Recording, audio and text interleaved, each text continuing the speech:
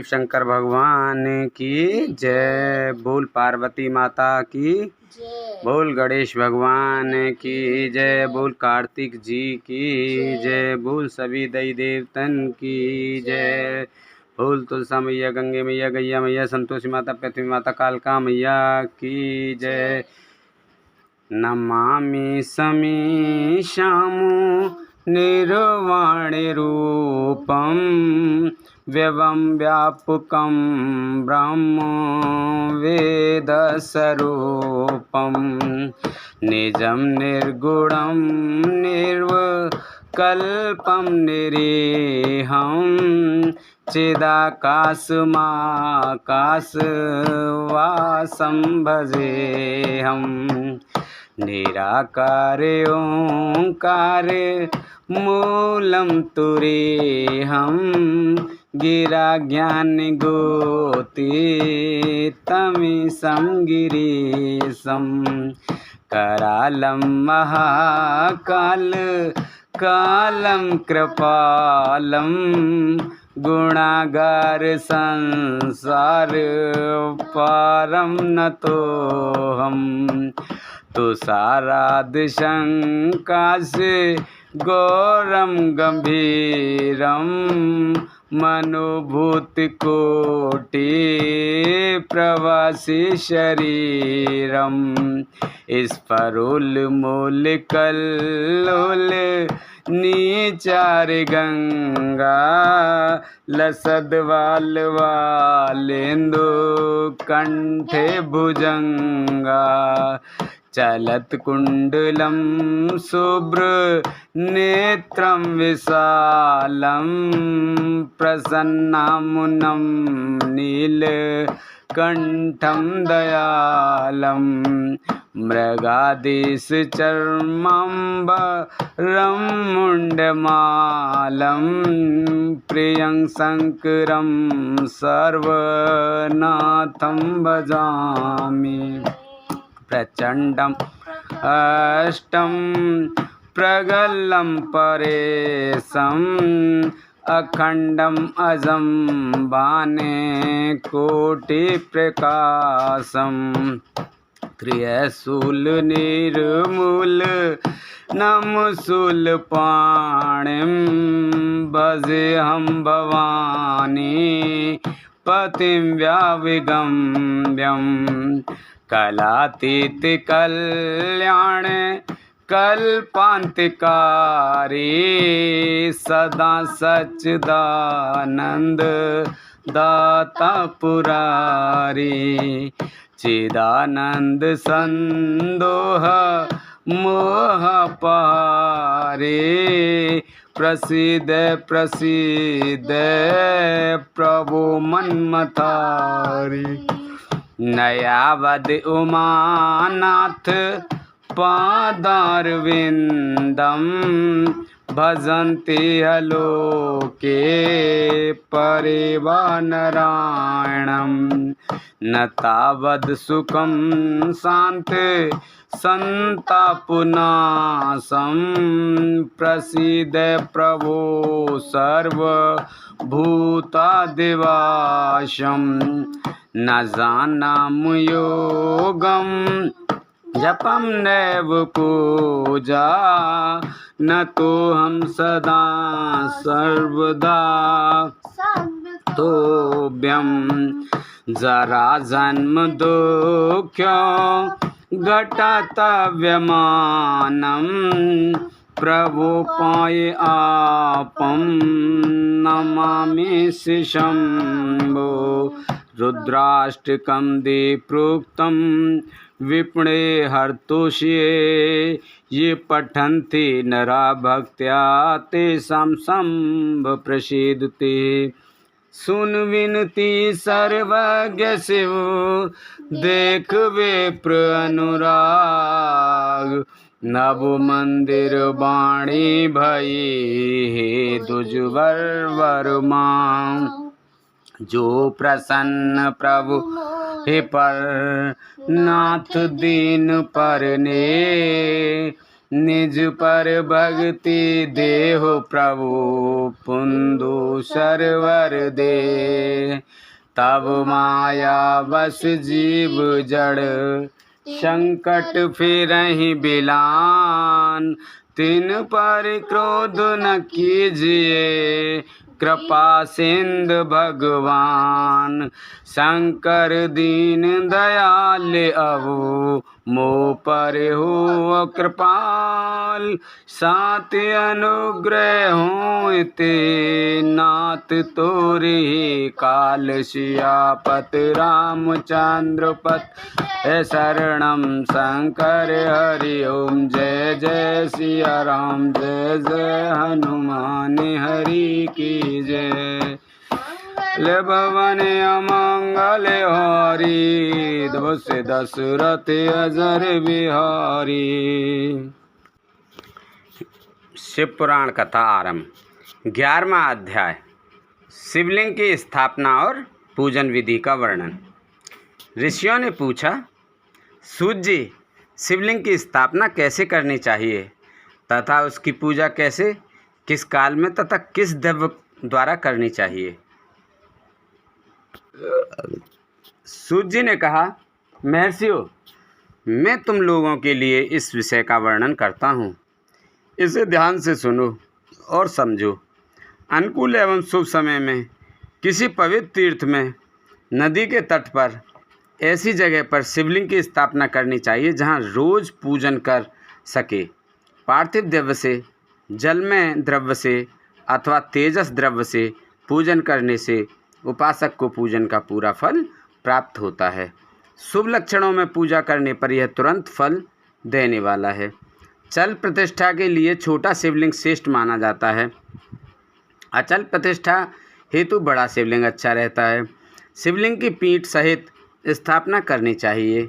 शिवलिंग की पीठ गोल, चौकोर, त्रिकोण अथवा खाट के पाए की भांति ऊपर नीचे मोटा और बीच में पतला होना चाहिए। ऐसा लिंग पीठ महान फल देने वाला होता है। पहले मिट्टी अथवा लोहे से शिवलिंग का निर्माण करना चाहिए। जिस द्रव्य से लिंग का निर्माण हो उसी से उसका पीठ बनाना चाहिए। यही अचल प्रतिष्ठा वाले शिवलिंग की विशेषता है।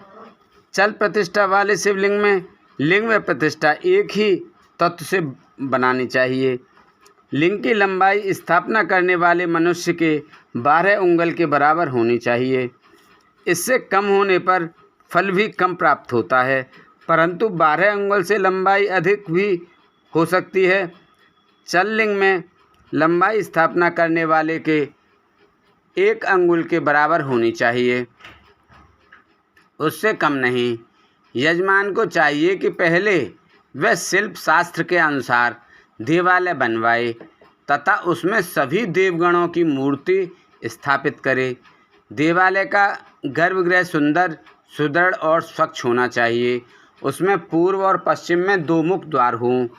जहाँ शिवलिंग की स्थापना करनी हो उस स्थान के गर्त में नीलम, लाल वैदुर्य, श्याम, मरकत, मोती, मूंगा, गोमेद और हीरा, इन 9 रत्नों को वैदिक मंत्रों के साथ छोड़ें। 5 वैदिक मंत्रों द्वारा 5 स्थानों से पूजन करके अग्नि में आहुति दें और परिवार सहित मेरी पूजा करके आचार्य को धन से तथा भाई बंधुओं को मनचाही वस्तु से संतुष्ट करें। याचकों को सुवर्ण, गृह एवं भू संपत्ति तथा गाय आदि का प्रदान करें।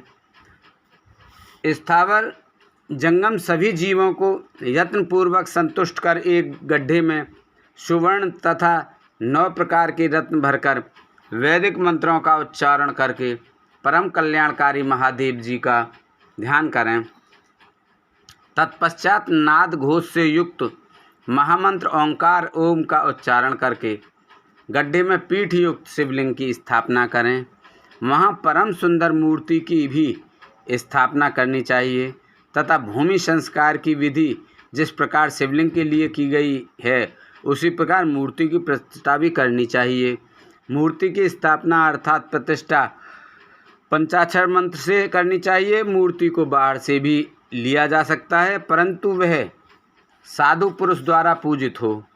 इस प्रकार शिवलिंग में मूर्ति द्वारा की गई महादेव की पूजा शिव पद प्रदान करने वाली है। स्थावर और जंगम से लिंग भी दो तरह का हो गया है। वृक्षलता आदि को स्थावर लिंग कहते हैं और कृमि कीट आदि को जंगम लिंग। स्थावर लिंग को सींचना चाहिए तथा जंगम लिंग को आहार एवं जल देकर तृप्त करना चाहिए। यूँ चराचर जीवों को भगवान शंकर का प्रतीक मानकर उनका पूजन करना चाहिए। इस तरह महालिंग की स्थापना करके विविध उपचारों द्वारा उसका रोज पूजन करें तथा देवालय के पास ध्वजारोहण करें। शिवलिंग साक्षात शिव का पद प्रदान करने वाला है। आवाहन, आसन, अर्घ्य, पाद्य, पाद्यांग, आचमन, स्नान, वस्त्र, यज्ञोपवीत, गंध, पुष्प, धूप, दीप, नैवेद्य, तांबूल, समर्पण, नीराजन, नमस्कार और विसर्जन, ये 16 उपचार हैं। इनके द्वारा पूजन करें। इस तरह किया गया भगवान शिव का पूजन शिवप्रद की प्राप्ति कराने वाला है। सभी शिवलिंगों की स्थापना के उपरांत, चाहे वे मनुष्य द्वारा स्थापित, ऋषियों या देवताओं द्वारा अथवा अपने आप प्रकट हुए हों, सभी का उपर्युक्त विधि से पूजन करना चाहिए, तभी फल प्राप्त होता है। उसकी परिक्रमा और नमस्कार करने से शिवप्रद की प्राप्ति होती है। शिवलिंग का नियम पूर्वक दर्शन भी कल्याणकारी होता है। मिट्टी, आटा, गाय के गोबर, फूल, कन्नेर, पुष्प, फल, गुड़, मक्खन, भस्म अथवा अन्न से शिवलिंग बनाकर प्रतिदिन पूजन करें तथा प्रतिदिन 10,000 प्रणव मंत्रों का जाप करें अथवा दोनों संध्याओं के समय 1 सहस्त्र प्रणव मंत्रों का जाप करें। इससे भी शिवप्रद की प्राप्ति होती है। जप काल में प्रणव मंत्र का उच्चारण मन की शुद्धि करता है। नाद और बिंदु से युक्त ओंकार को कुछ विद्वान समान प्रणव कहते हैं। प्रतिदिन 10,000 पंचाक्षर मंत्र का जाप अथवा दोनों संध्याओं को 1 सहस्त्र मंत्र का जाप शिवपद की प्राप्ति कराने वाला है। सभी ब्राह्मणों के लिए प्रणव से युक्त पंचाक्षर मंत्र अति फलदायक है। कलश से किया स्नान, मंत्र की दीक्षा, मातृकाओं का न्यास, सत्य से पवित्र अंतकरण, ब्राह्मण तथा ज्ञानी गुरु सभी को उत्तम माना गया है। पंचाक्षर मंत्र का 5 करोड़ जाप करने से मनुष्य भगवान शिव के समान हो जाता है। 1, 2, 3 अथवा 4 करोड़ जाप करके मनुष्य क्रमशः ब्रह्मा, विष्णु, रुद्र तथा महेश्वर का पद प्राप्त कर लेता है। यदि 1000 दिनों तक प्रतिदिन 1 सहस्त्र जाप पंचाक्षर मंत्रों का किया जाए और प्रतिदिन ब्राह्मण को भोजन कराया जाए तो इससे अभीष्ट कार्य की सिद्धि होती है। ब्राह्मण को प्रतिदिन प्रातःकाल 1008 बार गायत्री मंत्र का जाप करना चाहिए, क्योंकि गायत्री मंत्र शिवपद की प्राप्ति कराता है। वेद मंत्रों और वैदिक सूक्तियों का भी नियम से जाप करें। अन्य मंत्रों में जितने अक्षर हैं उनके उतने लाख जाप करें। इस प्रकार यथाशक्ति जाप करने वाला मनुष्य मोक्ष प्राप्त करता है। अपनी पसंद से कोई एक मंत्र अपनाकर प्रतिदिन उसका जाप करें और ओम का नित्य 1 सहस्त्र जाप करें। ऐसा करने से संपूर्ण मनोरथों की सिद्धि होती है। जो मनुष्य भगवान शिव के लिए फुलवाड़ी या बगीचे लगाता है तथा शिव मंदिर में झाड़ने बुहारने का सेवा कार्य करता है, ऐसे शिव भक्त को पुण्य कर्म की प्राप्ति होती है। अंत समय में भगवान शिव उसे मोक्ष प्रदान करते हैं। काशी में निवास करने से भी योग और मोक्ष की प्राप्ति होती है। इसलिए आमरण भगवान शिव के क्षेत्र में निवास करना चाहिए। उस क्षेत्र में स्थित बावड़ी, तालाब, कुआं और पोखर को शिवलिंग समझकर वहां स्नान, दान और जाप करके मनुष्य भगवान शिव को प्राप्त कर लेता है। जो मनुष्य शिव के क्षेत्र में अपने किसी मृत संबंधी का दाह दशा है, मासिक श्राद्ध अथवा वार्षिक श्राद्ध करता है अथवा अपने पितरों को पिंड देता है, वह तत्काल सभी पापों से मुक्त हो जाता है और अंत में शिवपद प्राप्त करता है। लोक में अपने वर्ण के अनुसार आचरण करने व सदाचार का पालन करने से शिव पद की प्राप्ति होती है। निष्काम भाव से किया गया कार्य अभीष्ट फल देने वाला एवं शिवप्रद प्रदान करने वाला होता है। दिन के प्रातः, मध्याह्न और सायं 3 विभाग होते हैं। इनमें सभी को एक एक प्रकार के कर्म का प्रतिपादन करना चाहिए। प्रातःकाल रोजाना दैनिक शास्त्र कर्म, मध्याह्न सकाम कर्म तथा सायंकाल शांति कर्म के लिए पूजन करना चाहिए। इसी प्रकार रात्रि में 4 प्रहर होते हैं। उनमें से बीच के 2 प्रहर निशीथ काल कहलाते हैं। इसी काल में पूजा करनी चाहिए, क्योंकि यह पूजा अभीष्ट फल देने वाली है। कलयुग में कर्म द्वारा ही फल की सिद्धि होगी।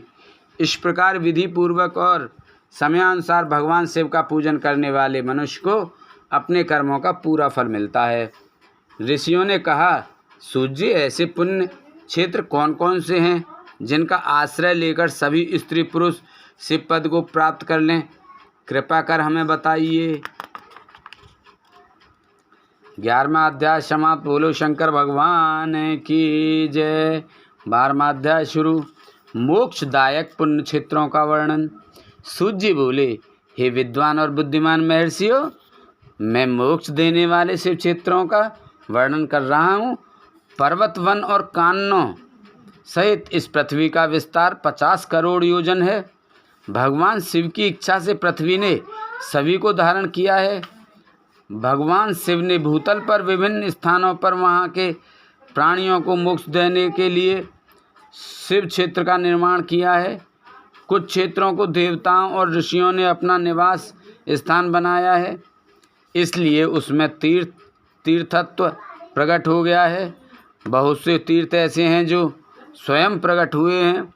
तीर्थ क्षेत्र में जाने पर मनुष्य को सदा स्नान, दान और जाप करना चाहिए, अन्यथा मनुष्य रोग, गरीबी तथा मूर्खता आदि दोषों का भागी हो जाता है। जो मनुष्य अपने देश में मृत्यु को प्राप्त होता है, वह इस पुण्य के फल से दोबारा मनुष्य योनि प्राप्त करता है, परंतु पापी मनुष्य दुर्गति को ही प्राप्त करता है।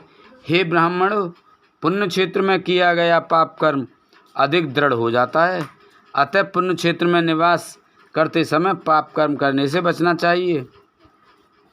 सिंधु और सतलुज नदी के तट पर बहुत से पुण्य क्षेत्र हैं। सरस्वती नदी परम पवित्र और 60 मुख वाली है, अर्थात उसकी 60 धाराएं हैं। इन धाराओं के तट पर निवास करने से परम पद की प्राप्ति होती है। हिमालय से निकली हुई पुण्य सलीला गंगा 100 मुख वाली नदी है। इसके तट पर काशी, प्रयाग आदि पुण्य क्षेत्र हैं। मकर राशि में सूर्य होने पर गंगा की तटभूमि अधिक प्रशस्त एवं पुण्यदायक हो जाती है। सोनभद्र नदी की 10 धाराएं हैं। बृहस्पति के मकर राशि में आने पर यह अत्यंत पवित्र तथा अभीष्ट फल देने वाली है।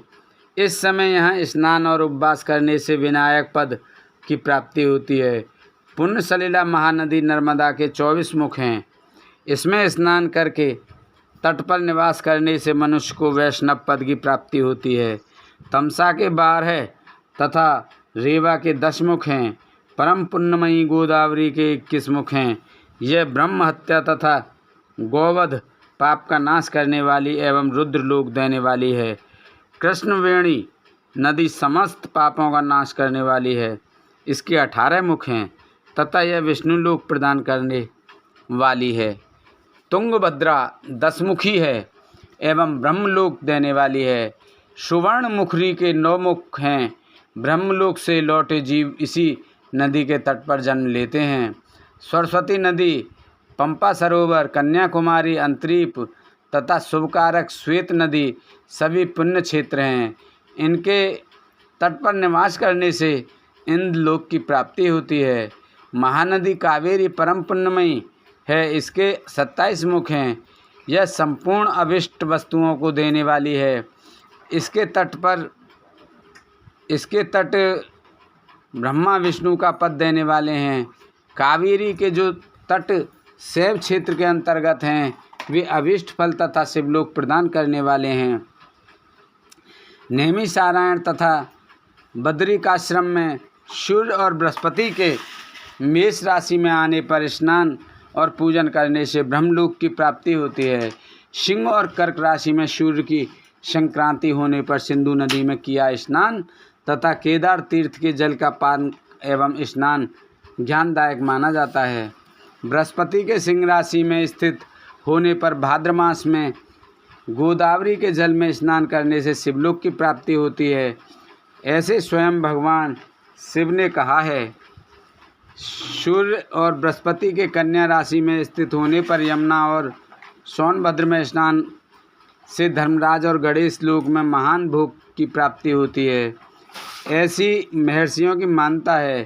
सूर्य और बृहस्पति के तुला राशि में होने पर कावेरी नदी में स्नान करने से भगवान विष्णु के वचन की महिमा से अभीष्ट फल की प्राप्ति होती है। मार्गशीर्ष माह में सूर्य और बृहस्पति के वृश्चिक राशि में आने पर नर्मदा में स्नान करने से विष्णु पद की प्राप्ति होती है। सूर्य और बृहस्पति के धनु राशि में होने पर सुवर्णमुखी नदी में किया स्नान शिवलोक प्रदान करने वाला है। मकर राशि में सूर्य और बृहस्पति के माघ मास में होने पर गंगा जी में किया गया स्नान शिवलोक प्रदान करने वाला है। शिवलोक के पश्चात ब्रह्मा और विष्णु के स्थानों में सुख भोग कर अंत में मनुष्य को ज्ञान की प्राप्ति होती है। माघ मास में सूर्य के कुंभ राशि में होने पर फाल्गुन मास में गंगा तट पर किया श्राद्ध पिंडदान अथवा तिलोक दान पिता और नाना दोनों कुलों के पितरों की अनेकों पीढ़ियों का उद्धार करने वाला है। गंगा व कावेरी नदी का आश्रय लेकर तीर्थवास करने से पाप का नाश हो जाता है। ताम्रपर्णी और वेगवती नदियाँ ब्रह्मलोक की प्राप्ति रूप फल देने वाली हैं। इनके तट पर स्वर्गदायक क्षेत्र हैं। इन नदियों के मध्य में बहुत से पुण्य क्षेत्र हैं। यहीं निवास करने वाला मनुष्य अभीष्ट फल का भागी होता है। सदाचार, उत्तम व्रति तथा सद्भावना के साथ मन में दया भाव रखते हुए विद्वान पुरुष को तीर्थ में निवास करना चाहिए, अन्यथा उसे फल नहीं मिलता। पुण्य क्षेत्र में जीवन बिताने का निश्चय करने पर तथा वास करने पर पहले का सारा पाप तत्काल नष्ट हो जाएगा, क्योंकि पुण्य को ऐश्वर्यदायक कहा जाता है। हे ब्राह्मणों, तीर्थ में वास करने पर उत्पन्न पुण्य कायिक, वाचिक और मानसिक सभी पापों का नाश कर देता है। तीर्थ में किया मानसिक पाप कई कल्पों तक पीछा नहीं छोड़ता, यह केवल ध्यान से ही नष्ट होता है। वाचिक पाप जाप से तथा कायिक पाप शरीर को सुखाने जैसे कठोर तप से नष्ट होता है।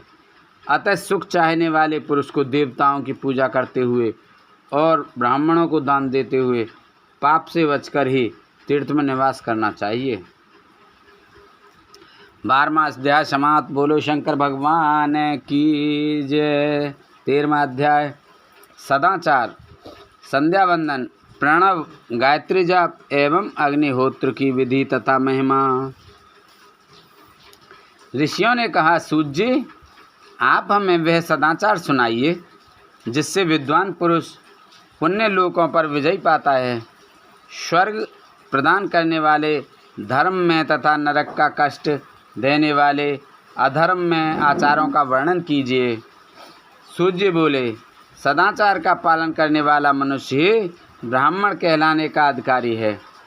वेदों के अनुसार आचार का पालन करने वाले एवं वेद के अभ्यासी ब्राह्मण को विप्र कहते हैं।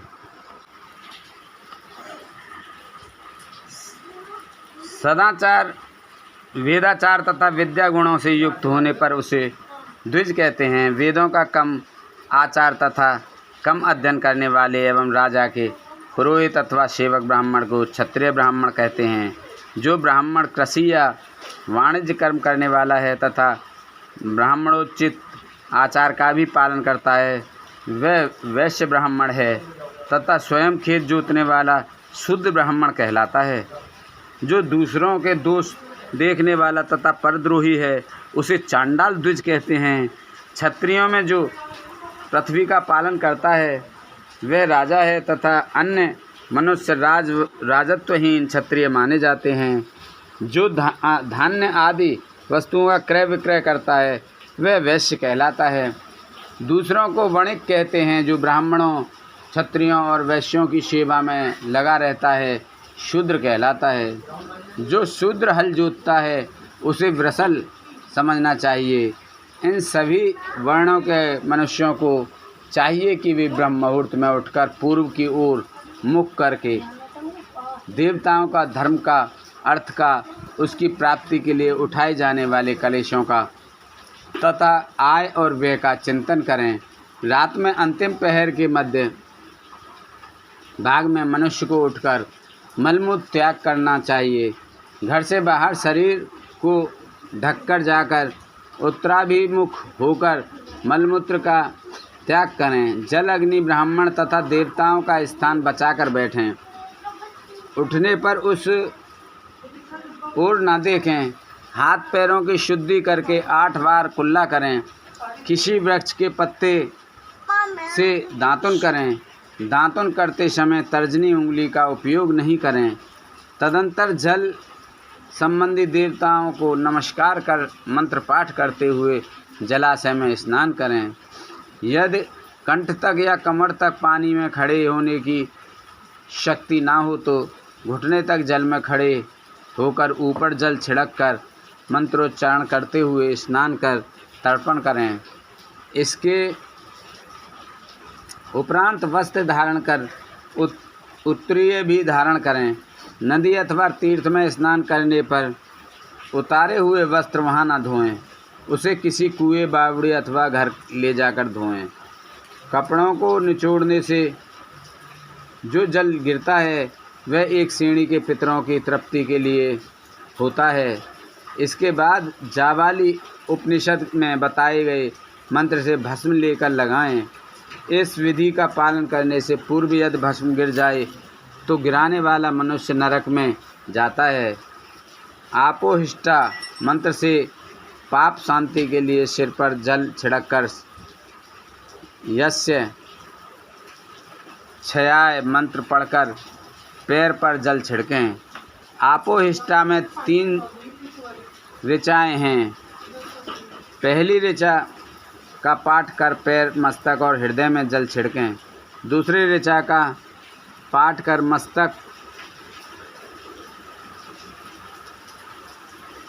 मस्तक और पैर पर जल छिड़कें। इस प्रकार के स्नान को मंत्र स्नान कहते हैं। किसी अपवित्र वस्तु से स्पर्श हो जाने पर, स्वास्थ्य ठीक न रहने पर, यात्रा में या जल उपलब्ध न होने की दशा में मंत्र स्नान करना चाहिए। प्रातःकाल की संध्योपासना में गायत्री मंत्र का जाप करके 3 बार सूर्य को अर्घ्य दें। मध्याह्न में गायत्री मंत्र का उच्चारण कर सूर्य को 1 अर्घ्य देना चाहिए।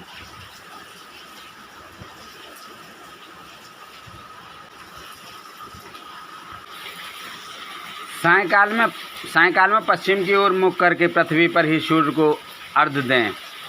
सायंकाल में सूर्यास्त से 2 घड़ी पहले की गई संध्या का कोई महत्व नहीं होता। ठीक समय पर ही संध्या करनी चाहिए। यदि संध्योपासना किए बिना 1 दिन बीत जाए तो उसके प्रायश्चित हेतु अगली संध्या के समय 100 गायत्री मंत्र का जाप करें। 10 दिन छूट जाने पर 1 लाख तथा 1 माह छूट जाने पर अपना उपनयन संस्कार कराएं। अर्ध सिद्धि के लिए ईश, गौरी, कार्तिकेय, विष्णु, ब्रह्मा, चंद्रमा और यम व अन्य देवताओं का शुद्ध जल से तर्पण करें। तीर्थ के दक्षिण में, मंत्रालय में, देवालय में अथवा घर में स्नान पर बैठकर अपनी बुद्धि को स्थिर कर देवताओं को नमस्कार कर प्रणव मंत्र का जाप करने के पश्चात गायत्री मंत्र का जाप करें। प्रणव के ए, उ और मैं तीनों अक्षरों में जीव और ब्रह्मा की एकता का प्रतिपादन होता है। अतः प्रणव मंत्र का जाप करते समय मन में यह भावना होनी चाहिए कि हम तीनों लोकों की सृष्टि करने वाले ब्रह्मा, पालन करने वाले विष्णु तथा संहार करने वाले रुद्र की उपासना कर रहे हैं। यह ब्रह्म स्वरूप ओंकार हमारी कामेंद्रियों, कर्मेंद्रियों, ज्ञानेंद्रियों, मन की वृत्तियों तथा बुद्धि वृत्तियों को सदा भोग और मोक्ष प्रदान करने वाले धर्म एवं ज्ञान की ओर प्रेरित करें। जो मनुष्य प्रणव मंत्र के अर्थ का चिंतन करते हुए इसका जाप करते हैं वे निश्चय ही ब्रह्मा को प्राप्त करते हैं, तथा जो मनुष्य बिना अर्थ जाने प्रणव मंत्र का जाप करते हैं उनको ब्राह्मण तत्व की पूर्ति होती है। इस हेतु श्रेष्ठ ब्राह्मण को प्रतिदिन प्रातःकाल 1 सहस्त्र गायत्री मंत्र का जाप करना चाहिए। मध्याह्न में 100 बार तथा साय 28 बार जाप करें। अन्य वर्णों के मनुष्यों को सामर्थ्य के अनुसार जाप करना चाहिए। हमारे शरीर के भीतर मूलाधार, स्वादिष्ठान, मणिपुर, अनाहत, आज्ञा और सहस्त्रास्त्र नामक 6 चक्र हैं। इन चक्रों में क्रमशः विद्वेश्वर, ब्रह्मा, विष्णु, ईश, जीवात्मा और परमेश्वर स्थित हैं। सद्भावना पूर्वक श्वास के साथ सोहम का जाप करें। सहस्त्र बार किया गया जाप ब्रह्मलोक प्रदान करने वाला है। 100 बार किए जाप से इंद्र पद की प्राप्ति होती है। आत्मरक्षा के लिए जो मनुष्य अल्प मात्रा में इसका जाप करता है वह ब्राह्मण कुल में जन्म लेता है। 12 लाख गायत्री का जाप करने वाला मनुष्य ब्राह्मण कहा जाता है। जिस ब्राह्मण ने 1 लाख गायत्री का भी जाप ना किया हो उसे वैदिक कार्यों में न लगाएं। यदि एक दिन उल्लंघन हो जाए तो अगले दिन उसके बदले में उतने अधिक मंत्रों का जाप करना चाहिए।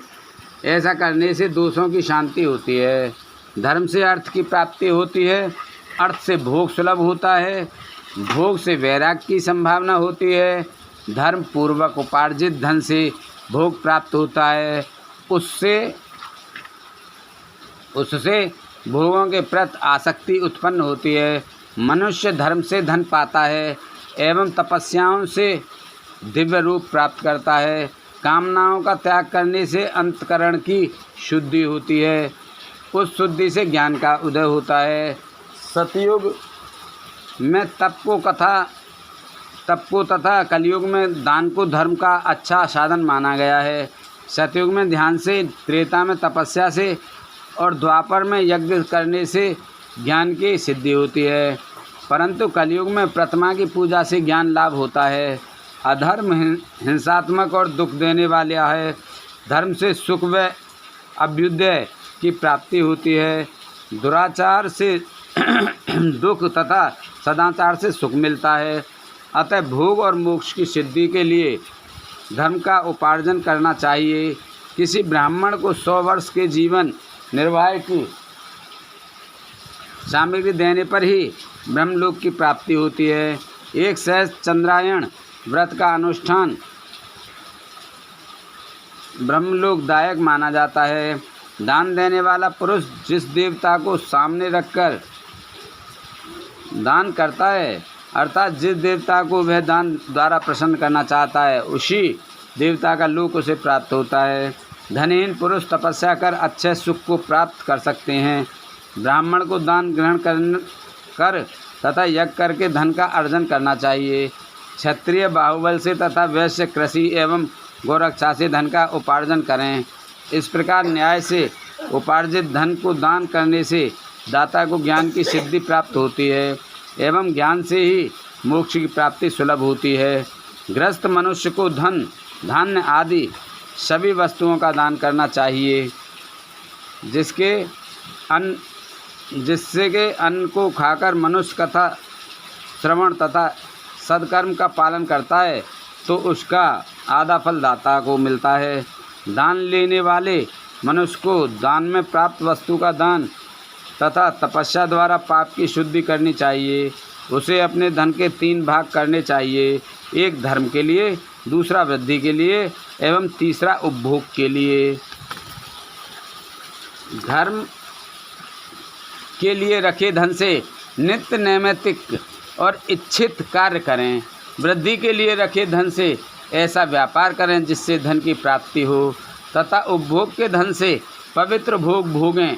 खेती से प्राप्त धन का 10वां भाग दान करें, इससे पाप की शुद्धि होती है। वृद्धि के लिए किए गए व्यापार से प्राप्त धन का 6वां भाग दान देना चाहिए। विद्वान को चाहिए कि वह दूसरों के दोषों का बखान ना करे। ब्राह्मण भी दोषवश दूसरों के सुने या देखे हुए छिद्र को कभी प्रकट ना करें। विद्वान पुरुष ऐसी बात ना कहें जो समस्त प्राणियों के हृदय में रोष पैदा करने वाली हो। दोनों संध्याओं के समय अग्नि को विधिपूर्वक दी हुई आहुति से संतुष्ट करें। चावल, धान्य, घी, फल, कंद तथा हविष्य के द्वारा स्थली पाक बनाए तथा यथोचित रीति से सूर्य और अग्नि को अर्पित करें। यदि दोनों समय अग्निहोत्र करने में असमर्थ हों तो संध्या के समय जाप और सूर्य की वंदना कर लें। आत्मज्ञान की इच्छा रखने वाले तथा धनी पुरुषों को इसी प्रकार उपासना करनी चाहिए। जो मनुष्य सदा ब्रह्म यज्ञ करते हैं, देवताओं की पूजा, अग्नि पूजा और गुरु पूजा प्रतिदिन करते हैं तथा ब्राह्मणों को भोजन तथा दक्षिणा देते हैं, वे स्वर्ग लोक के भागी होते हैं। 14वां अध्याय 13वां अध्याय समाप्त। बोलो शंकर भगवान की जय। 14वां अध्याय अग्नि यज्ञ, देव यज्ञ और ब्रह्म यज्ञ का वर्णन। ऋषियों ने कहा, प्रभु, अग्नि यज्ञ, देव यज्ञ और ब्रह्म यज्ञ का वर्णन करके हम कृतार्थ करें। सूर्य बोले, महर्षियों, ग्रस्त पुरुषों के लिए प्रातः और सायंकाल अग्नि में 2 चावल और द्रव्य की आहुति ही अग्नि यज्ञ है। ब्रह्मचारियों के लिए समिधा का देना ही अग्नि यज्ञ है, अर्थात अग्नि में सामग्री की आहुति देना उनके लिए अग्नि यज्ञ है। द्विजों का जब तक विवाह न हो जाए उनके लिए अग्नि में समिधा की आहुति, व्रत तथा जाप करना ही अग्नि यज्ञ है। द्विजों जिसने अग्नि को विसर्जित कर उसे अपनी आत्मा में स्थापित कर लिया है, ऐसे वानप्रस्थियों और सन्यासियों के लिए यही अग्नि यज्ञ है कि वे समय पर हितकर और पवित्र अन्न का भोजन कर लें। ब्राह्मणों, सायंकाल अग्नि के लिए दी आहुति से संपत्ति की प्राप्ति होती है तथा प्रातःकाल सूर्यदेव को दी आहुति से आयु की वृद्धि होती है। दिन में अग्निदेव सूर्य में ही प्रविष्ट हो जाते हैं, अतः प्रातःकाल सूर्य को दी आहुति अग्नि यज्ञ के समान ही होती है। इंद्र आदि समस्त देवताओं को प्राप्त करने के उद्देश्य से जो आहुति अग्नि में दी जाती है वह देवयज्ञ कहलाती है। लौकिक अग्नि में प्रतिष्ठित जो संस्कार नियमित हवन कर्म हैं वह देवयज्ञ हैं। देवताओं को प्रसन्न करने के लिए नियम से विधिपूर्वक किया गया यज्ञ ही देवयज्ञ है। वेदों के नित्य अध्ययन और स्वाध्याय को ब्रह्मयज्ञ कहते हैं। मनुष्य को देवताओं की तृप्ति के लिए प्रतिदिन ब्रह्मयज्ञ करना चाहिए। प्रातःकाल और सायंकाल को ही इसे किया जा सकता है। अग्नि के बिना देवयज्ञ कैसे होता है, इसे श्रद्धा और आदर से सुनो।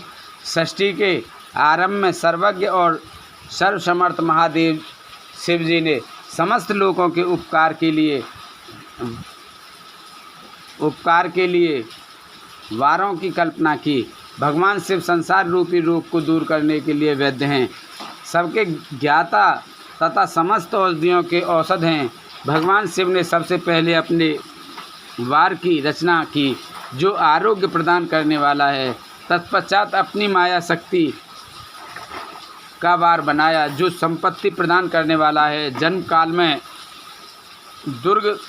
दुर्गतिग्रस्त बालक की रक्षा के लिए कुमार के वार की कल्पना की। आलस्य और पाप की निवृत्ति तथा समस्त लोगों का हित करने की इच्छा से लोक रक्षक भगवान विष्णु का वार बनाया।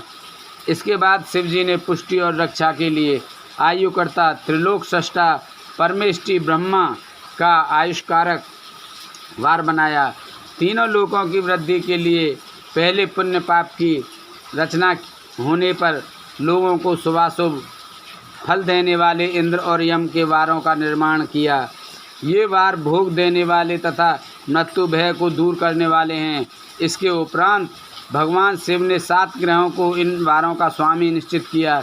ये सभी ग्रह नक्षत्र ज्योतिर्मय मंडल में प्रतिष्ठित हैं।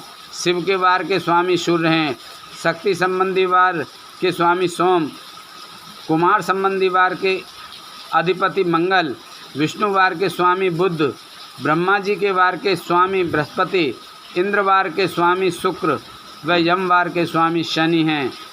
अपने अपने वार में की गई देवताओं की पूजा उनके फलों को देने वाली है। सूर्य आरोग्य और चंद्रमा संपत्ति के दाता हैं। बुध व्याधियों के निवारक तथा बुद्धि प्रदाता हैं। बृहस्पति आयु की वृद्धि करते हैं। शुक्र भोग देते हैं और शनि मृत्यु का निवारण करते हैं। इन 7 वारों के फल उनके देवताओं के पूजन से प्राप्त होते हैं। अन्य देवताओं की पूजा का फल भी भगवान शिव ही देते हैं। देवताओं की प्रसन्नता के लिए पूजा की 5 पद्धतियां हैं। पहले उन देवताओं के मंत्रों का जाप, दूसरा होम, तीसरा दान, चौथा तप तथा 5वां वेदी पर प्रतिमा में अग्नि अथवा ब्राह्मणों के शरीर में विशिष्ट देव की भावना करके 16 उपचारों से पूजा तथा आराधना करना। दोनों नेत्रों तथा मस्तक के रूप में और कुष्ठ रोग की शांति के लिए भगवान सूर्य की पूजा करके ब्राह्मणों को भोजन कराएं। इससे यदि प्रबल प्रारब्ध का निर्माण हो जाए तो जरा एवं रोगों का नाश हो जाता है। इष्ट देव के नाम का जाप वार के अनुसार फल देते हैं। रविवार को सूर्य देव व अन्य देवताओं के लिए तथा अन्य ब्राह्मणों के लिए विशिष्ट वस्तु अर्पित करें। यह साधन विशिष्ट फल देने वाला होता है तथा इसके द्वारा पापों की शांति होती है।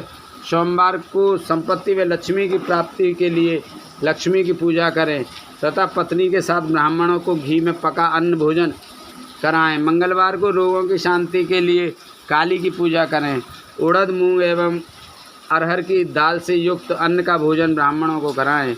बुधवार को दधि युक्त अन्न से भगवान विष्णु का पूजन करें। ऐसा करने से पुत्र मित्र की प्राप्ति होती है। जो दीर्घायु होने की इच्छा रखते हैं वे बृहस्पतिवार को देवताओं का वस्त्र, यज्ञोपवीत तथा घी मिश्रित खीर से पूजन करें। भोगों की प्राप्ति के लिए शुक्रवार को एकाग्रचित होकर देवताओं का पूजन करें और ब्राह्मणों की तृप्ति के लिए षड्रस युक्त अन्न दें। स्त्रियों की प्रसन्नता के लिए सुंदर वस्त्र का विधान करें। शनिवार अपमृत्यु का निवारण करने वाला है। इस दिन रुद्र की पूजा करें। तिल के होम व दान से देवताओं को संतुष्ट करके ब्राह्मणों को तिल मिश्रित भोजन कराएं। इस तरह से देवताओं की पूजा करने से आरोग्य एवं उत्तम फल की प्राप्ति होती है। देवताओं के नित्य विशेष पूजन, स्नान, दान, जाप, होम तथा ब्राह्मण तर्पण एवं रवि आदि वारों में विशेष तिथि और नक्षत्रों का योग प्राप्त होने पर विभिन्न देवताओं के पूजन में जगदीश्वर भगवान शिव ही उन देवताओं के रूप में पूजित होकर सब लोगों को आरोग्य फल प्रदान करते हैं। देश, काल, पात्र, द्रव्य, श्रद्धा एवं लोक के अनुसार उनका ध्यान रखते हुए महादेव जी की आराधना करने वाले को आरोग्य आदि फल देते हैं। मंगल कार्यों के आरंभ में और अशुभ कार्यों के अंत में तथा जन्म नक्षत्रों के आने पर ग्रस्त पुरुष अपने घर में आरोग्य की समृद्धि के लिए सूर्य ग्रह का पूजन करे। इससे सिद्ध होता है कि देवताओं का पूजन संपूर्ण अभिष्ट वस्तुओं को देने वाला है। पूजन वैदिक मंत्रों के अनुसार ही होना चाहिए। शुभ फल की इच्छा रखने वाले मनुष्यों को 7 दिन अपनी शक्ति के अनुसार देव पूजन करना चाहिए। निर्धन मनुष्य तपस्या व व्रत आदि से तथा धन के द्वारा देवी देवताओं की आराधना करे। जो मनुष्य श्रद्धापूर्वक इस तरह के धर्म का अनुष्ठान करता है वह पुण्यलोक में अनेक प्रकार के फल भोग कर पुनः इस पृथ्वी पर जन्म ग्रहण करता है। धनवान पुरुष सदा भोग सिद्धि के लिए मार्ग में वृक्ष लगाकर लोगों के लिए छाया की व्यवस्था करते हैं और उनके लिए कुएं बावली बनवाकर पानी की व्यवस्था करते हैं। वेद शास्त्रों की प्रतिष्ठा के लिए पाठशाला का निर्माण या अन्य किसी भी प्रकार से धर्म का संग्रह करते हैं और स्वर्गलोक को प्राप्त होते हैं। समयानुसार पुण्य कर्मों के परिपाक से अंतकरण शुद्ध होने पर ज्ञान की सिद्धि होती है। दुजों इस अध्याय को जो सुनता, पढ़ता अथवा सुनने की व्यवस्था करता है उसे देव यज्ञ का फल प्राप्त होता है। बोल शंकर भगवान की जय। 14वां अध्याय समाप्त। बोलो हरि ओम नमो नमः। 15वां अध्याय शुरू। देश, काल, पात्र और दान का विचार। ऋषियों ने कहा, समस्त पदार्थों के ज्ञाताओं में श्रेष्ठ सूत जी हमसे देश, काल और दान का वर्णन करें। देश का वर्णन। सूत जी बोले, अपने घर में किया देव यज्ञ शुद्ध ग्रह के फल को देने वाला है। गौशाला का स्थान घर में किए गए देव यज्ञ से 10 गुना, जबकि जलाशय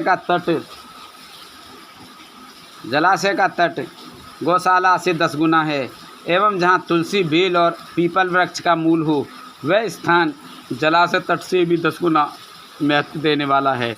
देवालय उससे भी अधिक महत्व रखता है। देवालय से 10 गुना महत्व रखता है तीर्थ भूमि का तट। उससे भी श्रेष्ठ है नदी का किनारा तथा उसका 10 गुना उत्कृष्ट है तीर्थ नदी का तट। इससे भी अधिक महत्व रखने वाला है सप्त गंगा तट, जिसमें गंगा, गोदावरी, कावेरी, ताम्रपर्णी, सिंधु, सरयू और रेवा नदियाँ आती हैं। इससे भी 10 गुना अधिक फल समुद्र का तट और उससे भी 10 गुना अधिक फल पर्वत चोटी पर पूजा करने से होता है। और सबसे अधिक महत्व का स्थान वह होता है जहाँ मन रम जाए। काल का वर्णन। सतयुग में यज्ञ, दान आदि से संपूर्ण फलों की प्राप्ति होती है। त्रेता में तिहाई, द्वापर में आधा, कलयुग में इससे भी कम फल प्राप्त होता है, परंतु शुद्ध हृदय से किया गया पूजन फल देने वाला होता है। इससे 10 गुना फल सूर्य संक्रांति के दिन, उससे 10 गुना अधिक फल तुला और मेष की संक्रांति में तथा चंद्र ग्रहण में उससे भी 10 गुना फल मिलता है। सूर्य ग्रहण में उससे भी 10 गुना अधिक फल प्राप्त होता है। महापुरुषों के साथ में वह काल करोड़ों सूर्य ग्रहण के समान पावन है, ऐसा ज्ञानी पुरुष मानते हैं। पात्र वर्णन। तपोनिष्ठ योगी और ज्ञाननिष्ठ योगी पूजा के पात्र होते हैं, क्योंकि ये पापों के नाश के कारण होते हैं। जिस ब्राह्मण ने 24 लाख गायत्री का जाप कर लिया हो वह भी पूजा का पात्र है।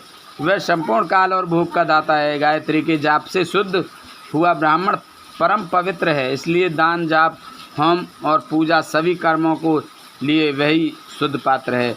स्त्री या पुरुष जो भी भूखा हो वही अन्नदान का पात्र है। जिसे जिस वस्तु की इच्छा हो उसे वह वस्तु बिना मांगे ही दे दी जाए तो दाता को उस दान का पूरा फल प्राप्त होता है। याचना करने के बाद दिया गया दान आधा ही फल देता है। सेवक को दिया दान चौथाई फल देने वाला होता है। दीन ब्राह्मण को दिए गए धन का दान दाता को इस भूतल पर 10 वर्षों तक भोग प्रदान करने वाला है। वेद विवेकता को दान देने पर वह स्वर्गलोक में देवताओं के वर्ष से 10 वर्ष तक दिव्य भोग देने वाला है। गुरुदक्षिणा में प्राप्त धन शुद्ध द्रव्य कहलाता है। इसका दान संपूर्ण फल देने वाला है। क्षत्रियों का शौर्य से कमाया हुआ, वैश्यों का व्यापार से आया हुआ और शूद्रों का सेवानिवृत्त से प्राप्त किया धन उत्तम द्रव्य है। दान का वर्णन। गौ, भूमि, तिल, सुवर्ण, घी, वस्त्र, धान्य, गुड़, चांदी, नमक, कोहड़ा और कन्या नामक 12 वस्तुओं का दान करना चाहिए। गोदान से सभी पापों का निवारण होता है और पुण्य कर्मों की पुष्टि होती है। भूमि का दान परलोक में आश्रय देने वाला होता है। तिल का दान बल देने वाला तथा मृत्यु का निवारक होता है। सुवर्ण का दान वीरदायक और घी का दान पुष्टिकारक होता है। वस्त्र का दान आयु की वृद्धि करता है। धान्य का दान करने से अन्न और धन की समृद्धि होती है। गुड़ का दान मधुर भोजन की प्राप्ति कराता है। चांदी के दान से वीर्य की वृद्धि होती है। लवण के दान से षडरस भोजन की प्राप्ति होती है। कोहड़ा या कुष्मांड के दान को पुष्टिदायक माना जाता है। कन्या का दान आजीवन भोग देने वाला होता है। जिन वस्तुओं से श्रवण आदि इंद्रियों की तृप्ति होती है उनका सदा दान करें। वेद और शास्त्र को गुरुमुख से ग्रहण करके कर्मों का फल अवश्य मिलता है। इसे ही उच्च कोटि की आस्तिकता कहते हैं। भाई बंधु अथवा राजा के भय से जो आस्तिकता होती है वह निम्न श्रेणी की होती है। जिस मनुष्य के पास धन का अभाव है वह वाणी और कर्म द्वारा ही पूजन करे। तीर्थ यात्रा और व्रत को शारीरिक पूजन माना जाता है। तपस्या और दान मनुष्य को सदा करने चाहिए। देवताओं की तृप्ति के लिए जो कुछ दान किया जाता है वह सब प्रकार के भोग प्रदान करने वाला है। इससे इस लोक और परलोक में उत्तम जन्म और सदा सुलभ होने वाला भोग प्राप्त होता है। ईश्वर को सब कुछ समर्पित करने एवं बुद्धि से यज्ञ एवं दान करने से मोक्ष की प्राप्ति होती है। बोल शंकर भगवान की, बोल पार्वती माता की जय। 15वां अध्याय समाप्त। बोलो हरि ओम नमो नमः। ओम जय शिव ओंकारा स्वामी भज शिव ओंकारा। ब्रह्मा विष्णु सदा शिव अर्धांगिनी धारा। ओम जय शिव ओंकारा। एकानन चतुरानन पंचानन राज स्वामी पंचानन राज। हंसानन गरुणासन हंसानन गरुणासन वृषवाहन साज। ओम जय शिव ओंकारा। दो भुज चार चतुर्भुज 10 भुज अत सो है स्वामी 10 भुज ते सो है। तीनों रूप निरखता तीनों रूप निरखता त्रिभुवन जन मोह है। ओम जय शिव ओंकारा। अक्षमाला वनमाला रुंडमाला धारी स्वामी रुंडमाला धारी। चंदन मृग मद सोहे चंदन मृग मद सोहे भोले शुभकारी। ओम जय शिव ओंकारा। सनकादिक ब्रह्म श्वेतांबर पीतांबर बागंबर अंगे स्वामी बागंबर अंगे। सनकादिक ब्रह्मादिक सनकादिक ब्रह्मादिक भूतादिक संगे। ओम जय शिव करके मद कमंडल चक्र त्रिशूल धारी स्वामी चक्र त्रिशूल धरता। जग करता जग भरता जग करता जग भरता जग पालन करता। ओम जय शिव ओंकारा।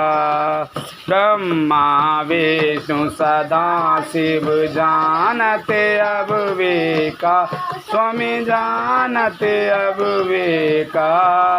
प्रणमाक्षर में शोभित प्रणमाक्षर में शोभित ये तीनों एका। ओम जय शिव ओंकारा। त्रिगुण स्वामी जी की आरती जो कोई नर गावे स्वामी प्रेम सहित गावे। कहत शिवानंद स्वामी भजत हरिहर स्वामी मन मानसित फल पावे। ओम जय शिव ओंकारा। जय शिव ओंकारा स्वामी भज शिव ओंकारा। ब्रह्मा विष्णु सदा शिव ब्रह्मा विष्णु सदा शिव अर्धांगिनी धारा। ओम जय शिव ओंकारा। बोल शंकर भगवान की जय। जय शंकर शंकर जय शंकर कैलाशपति। जय गोरा गोरा जय गोरा माँ पार्वती। जय शंकर शंकर जय शंकर कैलाशपति। जय गोरा गोरा जय गोरा माँ पार्वती। जय शंकर जय शंकर कैलाशपति। जय गोरा गोरा जय गोरा माँ पार्वती। जय शंकर जय कृपानि शंकर जय शंकर कैलाशपति। जय गोरा गोरा जय गोरा माँ पार्वती। जय शंकर जय शंकर कैलाशपति। जय गोरा गोरा जय गोरा माँ पार्वती। बोल शंकर भगवान की जय।